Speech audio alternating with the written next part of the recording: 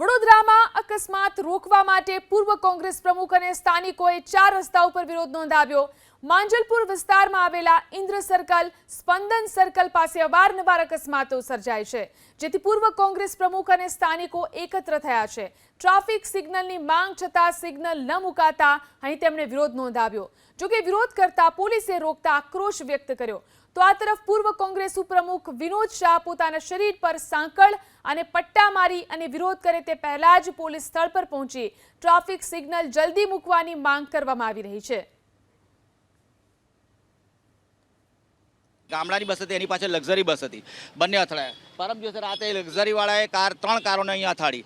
થોડા 2-3 વર્ષ પહેલાં એક મરી ગયો। અહીંયા રોજ અકસ્માતો થાય છે। આ અકસ્માત ઝોન છે। અહીંયા નાના છોકરાઓ લિટલ ફ્લાવર સ્કૂલ, ભવન સ્કૂલ, શ્રેયસ સ્કૂલમાં રોજ હજારો છોકરાઓ અવર જવર કરે છે। અહીંયા ટ્રાફિક 1 મિનિટ માટે પણ રોકાતો નથી। સિગ્નલની માંગ આ મેં પહેલી જ વખત કરી છે અને સ્થિતિ એ છે કે આજે પહેલી વાર કરી રહ્યો છું મીડિયા સમક્ષ। અને જો આ સરકારને લાગે ખરેખર કે અહીંયા જરૂર છે તો હું તો કહું જ્યાં ભવન સ્કૂલ છે ત્યાં બિલકુલ ટ્રાફિક ધીમો પડી જાય છે, કારણ કે મોટું સર્કલ છે, ત્યાં લાઇટ સિગ્નલની જરૂર નથી। અહીંયા સિગ્નલની જરૂર, જ્યાં જરૂર છે ત્યાં સિગ્નલ નથી મૂક્યો અને જ્યાં જરૂર નથી ત્યાં સિગ્નલ મૂક્યો છે।